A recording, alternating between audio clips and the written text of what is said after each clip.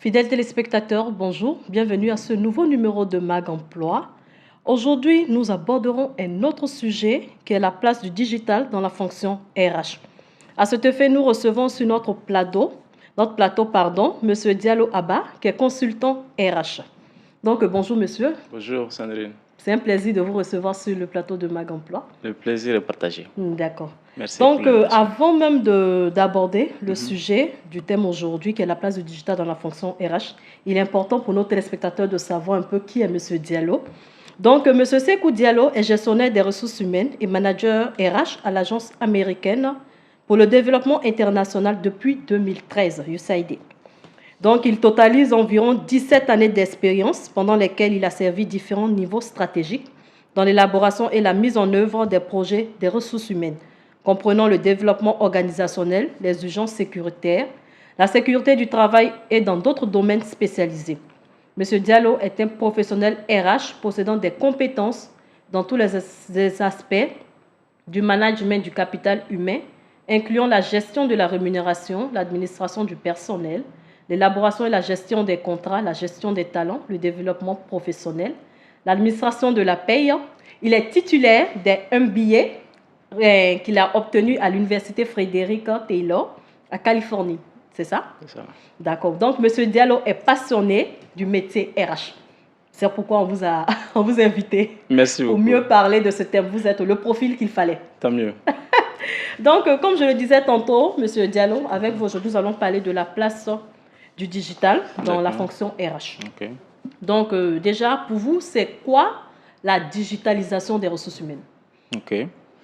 Merci Sandrine. Ça, c'est une très bonne question. Pour moi, la digitalisation des ressources humaines, surtout la digitalisation du management des ressources humaines, c'est l'intégration, voyez-vous, du digital et des outils numériques dans la gestion des ressources humaines.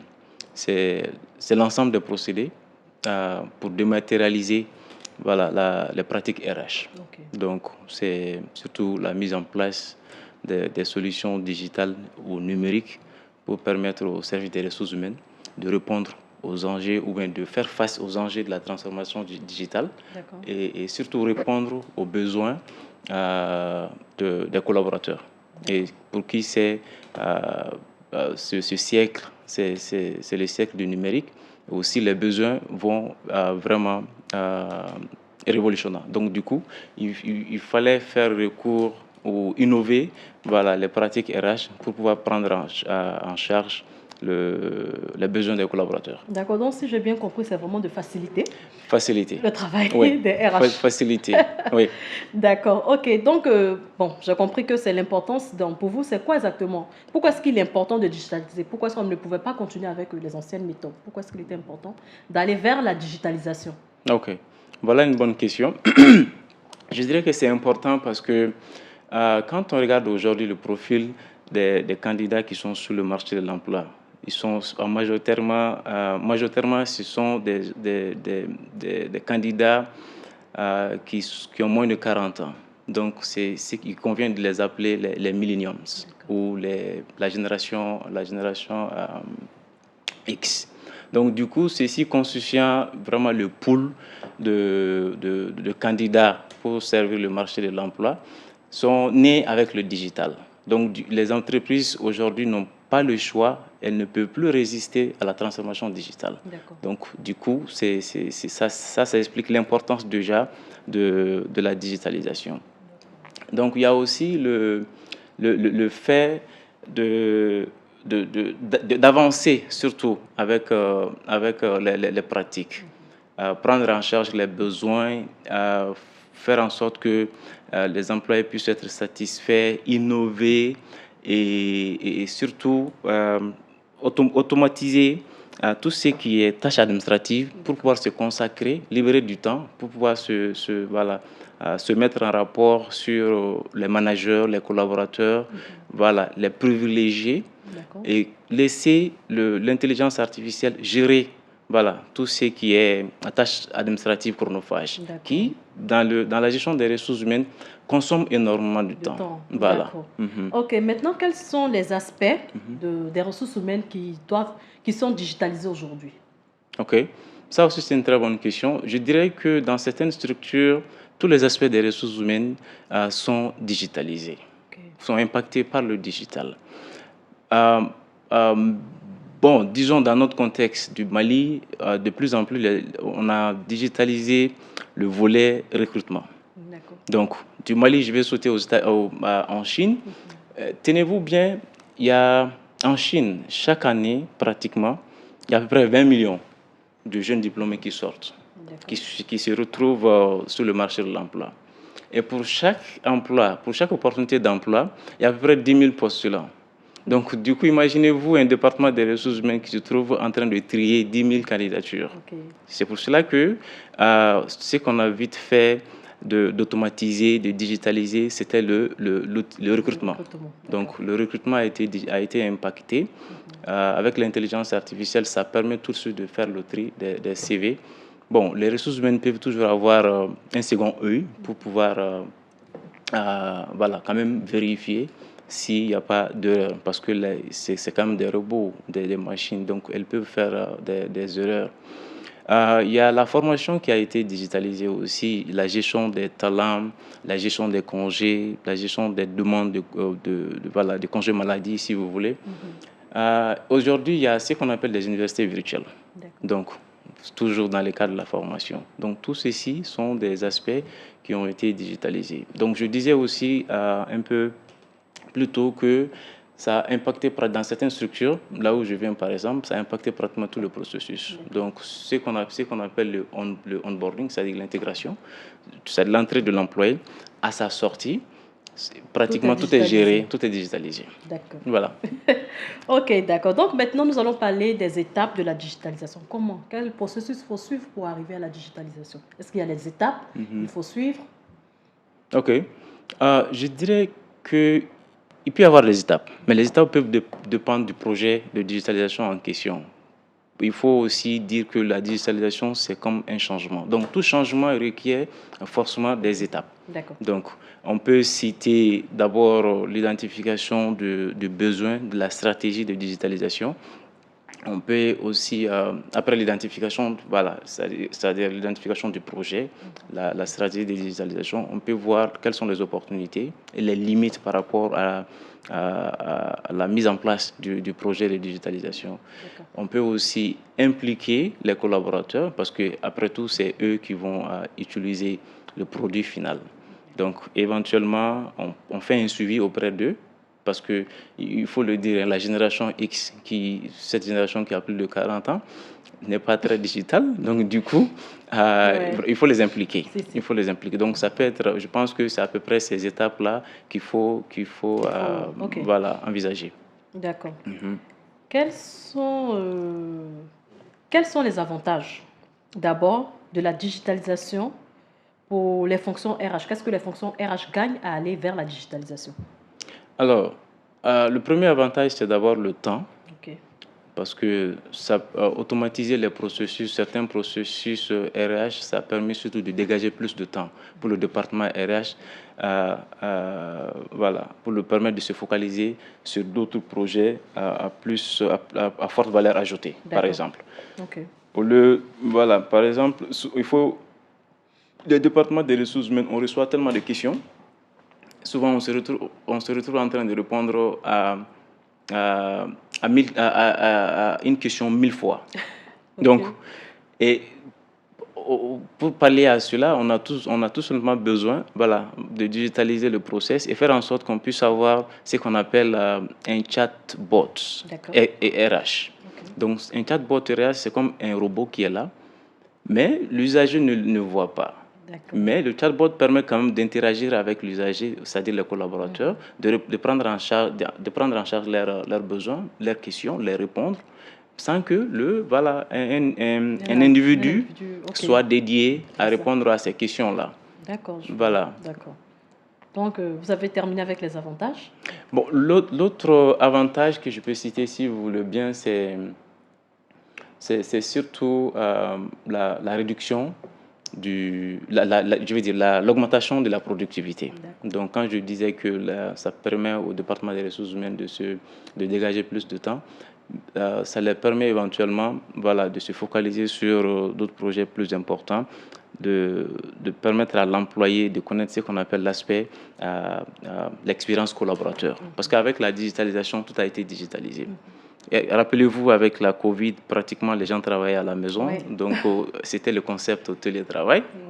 Et ce faisant, tous ceux qui ont été recrutés pendant ce temps n'avaient pas l'opportunité voilà, de se toucher à l'autre, voilà, de collaborer directement avec l'autre. Donc ça avait ce manque de l'expérience collaborateur.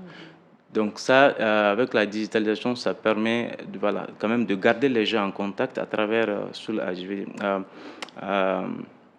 à travers les réseaux sociaux, voilà, les réseaux sociaux d'entreprise. D'accord. Donc ces réseaux sociaux permettent quand même de maintenir la communication, d'aider les gens à voilà, garder les contacts. Donc il y a même un concept qui a été inventé pour l'occasion, le concept de mobiquité. Voilà, c'est la mobilité et l'ubiquité. Donc être à plusieurs endroits en même temps. Donc je pense que tout ça, ce sont des avantages. Et Covid vraiment a prouvé à suffisance que on a d'autres choix que de digitaliser les process. Pas seulement les ressources humaines, mais pratiquement tous les process. C'est bien noté. Oui. Bon, comme on le dit, rien ne peut être à 100% bon. Ça, c'est clair. Ça, c'est évident. C'est évident. Ça, c'est évident. D'accord. Donc maintenant, après avoir parlé des avantages, maintenant, nous voudrons savoir quels sont les inconvénients de la digitalisation pour les fonctions RH. OK. Je dirais parmi les premiers inconvénients, c'est d'abord la résistance, parce que c'est un changement. Et les gens sont très souvent résistants au changement. Et aussi, la génération, disons, qui a plus de 40 ans, n'est pas très technologique. Donc, ça peut être une source de frustration. D'où, pratiquement, quand vous avez posé la question à savoir par rapport aux étapes, le besoin de les impliquer. Donc, le process doit vraiment être inclusif. Sinon, ça peut éventuellement être une source de frustration. Quand je parlais aussi de la gestion des recrutements, quand on se sert de l'intelligence artificielle pour trier les CV, et il se trouve que des candidats potentiels peuvent se trouver être balayés voilà, du système carrément parce que tout simplement leur profil n'est pas attractif ou le profil n'a pas été facilement repérable par le système. Donc, ceci peuvent être des inconvénients. Mais aussi, il y a le fait que, parce que la digitalisation requiert assez qu'on dématérialise tout. Donc, d'où le besoin voilà, de faire recours à ce qu'on appelle les clouds, voilà, les SAS. Et ceci permet quand même, ce sont des modes qu'on utilise pour pouvoir installer voilà, ces outils-là. Et on fait recours à ces données. Et les données sont stockées quelque part. Donc, soit les données sont stockées en interne sur un réseau interne, ou ailleurs. Et si c'est ailleurs, vous trouverez que c'est une tierce personne ou une entité morale, une tierce entité morale qui gère ces données-là. Donc, tout ceci peut être des risques. Et pour ce qui connaît les enjeux de la cybercriminalité aujourd'hui, les données ne sont pas 100% sécurisées. Oui. C'est vrai. Ok, d'accord. Merci beaucoup pour ces quelques inconvénients que vous venez de donner. Merci également pour toutes les réponses que vous nous avez données. Je pense que nous avons énormément appris sur la digitalisation. D'accord. Et maintenant, c'est le moment de passer à la question de la semaine.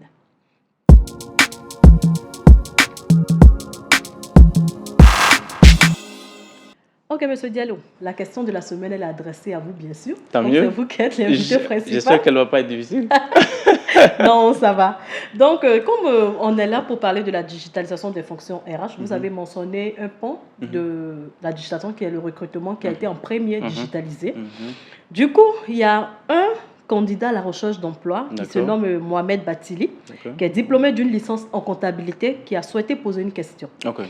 Il voudra savoir, est-ce que vous, Monsieur Diallo, désolé, est-ce que vous pensez que le e-recrutement est réellement efficace au Mali?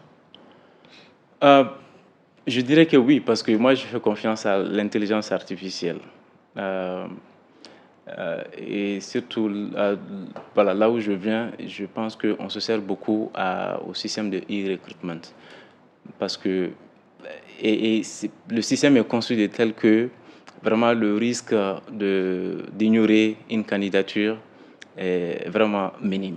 Donc, je pense que c'est un système qui est efficace, mais il faut du suivi parce que il y a qu'un robot derrière. Donc, le travail d'un robot peut toujours être insuffisant. Donc, il y a besoin d'un regard humain. D'accord. Oui, donc je dirais que oui, le e-recruitment peut être efficace dans ce pays-là. Ok, oui. d'accord. Mais pour les candidats, par exemple, vous travaillez par exemple à USAID, je sais qu'il y a un processus, par exemple, pour postuler aux offres d'emploi de USAID et tout. Est-ce que vous pensez que les candidats sont assez outillés pour pouvoir postuler comme il le faut sur votre plateforme, par exemple? Justement, les candidats sont très souvent informés des process parce que, par exemple, quand on prend l'outil que nous utilisons au niveau de nos structures, permet quand même, ça informe déjà les candidats. D'accord. Comment est-ce que vous devrez poser votre candidature? Quelles sont les exigences qu'il faut aussi prendre en compte avant de poser votre candidature? Donc, ce que moi je conseille surtout aux candidats, c'est de faire en sorte qu'ils prennent tout leur temps. Ça ne peut pas gérer. C'est pas comme si on vient, on dépose sa candidature et on s'en va. Avec le e-process, ça demande vraiment d'avoir du temps et y aller vraiment avec beaucoup de tact. Sans quoi, une fois que vous sautez une étape, ça peut réellement mettre en cause pratiquement tout le processus. Donc, du coup, c'est très important de le faire avec beaucoup de délicatesse et surtout prendre le temps et comprendre tout ce qui est exigé. Et ça, c'est déjà un défaut qu'on note chez beaucoup de candidats au niveau national. Les gens ne prennent pas le temps de lire les exigences du poste. Donc, on pense que non, c'est un portail, on vient, on crée son compte et puis on envoie les CV. C'est tout. Alors qu'il y a d'autres questions qui aident le système à trier les CV et surtout à repérer les candidatures ou bien les dossiers qui sont complets. D'accord. Oui. Donc pour vous, le plus grand problème, c'est que les gens ne lisent pas assez. Les gens ne lisent pas assez pour comprendre. D'accord.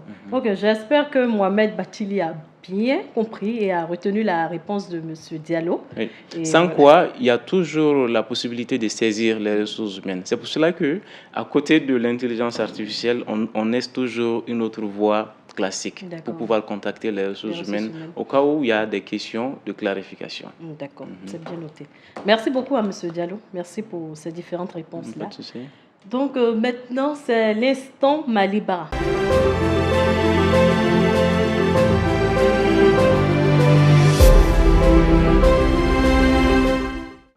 Ok, donc bonjour Aïssata. Bonjour Sandrine. Bienvenue sur le plateau de Mag Emploi. Merci beaucoup. Donc aujourd'hui, tu es là pour nous parler de comment il faut motiver son équipe par rapport à l'instant Malibara. Donc je te laisse la parole. Le thème d'aujourd'hui est le suivant. Comment motiver son équipe? Alors comme premier point, fixer des objectifs clairs. La fixation d'objectifs clairs et précis vous permettra d'améliorer vos engagements grâce à la convergence des objectifs individuels à des objectifs communs. Deuxième point, s'assurer du suivi des tâches et des missions. Donc, assurez-vous que les tâches et les missions sont accomplies correctement. Troisième point, bien communiquer et rester à l'écoute. Cela vous permettra de mieux gérer les tensions, les conflits, mais aussi de favoriser les échanges d'idées, de créativité et d'innovation. Quatrième point, encouragez vos collaborateurs à donner leurs avis. Cela permettra à vos collaborateurs de s'épanouir dans leur activité professionnelle. Cinquième point, instaurer un climat de confiance. La mise en place d'un climat de confiance permettra de renforcer les liens. Organiser des activités extra-professionnelles. L'organisation des activités extra-professionnelles vous permettra de mettre votre équipe à l'aise, mais aussi d'optimiser la communication. Ça, c'est tout pour aujourd'hui. Merci pour votre attention. J'espère qu'il vous sera utile. À la prochaine fois pour un autre thème d'Instant Malibara. Merci Sandrine. Merci beaucoup Aïssata. En tout cas, moi j'ai appris. Monsieur Diallo, j'espère que vous avez aussi appris comme moi. J'ai aussi appris, bien sûr. Donc, cher invité, Nous sommes à la fin de l'émission. Ok. Je pense que nous avons fait le tour. Donc, vous pouvez juste peut-être donner un mot de fin. Ok. Voilà. Pour le mot de fin, je dirais que par rapport au thème, la digitalisation des ressources humaines vise surtout trois objectifs: l'automatisation, l'optimisation, surtout, et puis l'uniformisation. Donc, si ces trois objectifs sont atteints, je dirais que le projet de digitalisation est atteint et va être porté, surtout le résultat escompté. D'accord. Donc, je dirais que les entreprises n'ont vraiment pas trop le choix, donc autant s'y mettre tout de suite. D'accord, Merci. le message est passé. Tant mieux. D'accord, donc merci beaucoup à M. Diallo. Merci à vous. Vraiment de nous Merci avoir pour honorés l'invitation. de votre présence. Merci. On a énormément appris auprès de vous. Tant mieux. On espère vous avoir une autre fois pour un autre numéro de Mag Emploi où on va discuter d'un autre sujet encore Avec plus plaisir. intéressant. Tant mieux, avec plaisir. D'accord, donc merci également à Aïssata qui Merci. nous a rejoint pour C'était un parler plaisir. de sa chronique L'Instant Mali Barak, une nouvelle chronique que nous venons d'instaurer pour cette nouvelle année, pour cette nouvelle édition de Mag Emploi.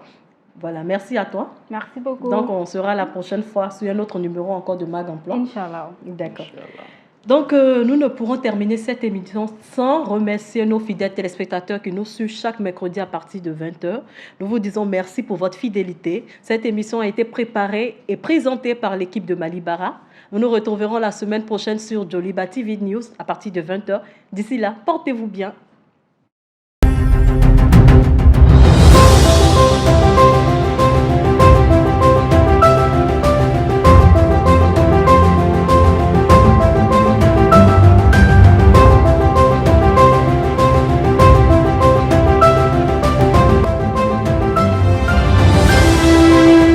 Mag Emploi.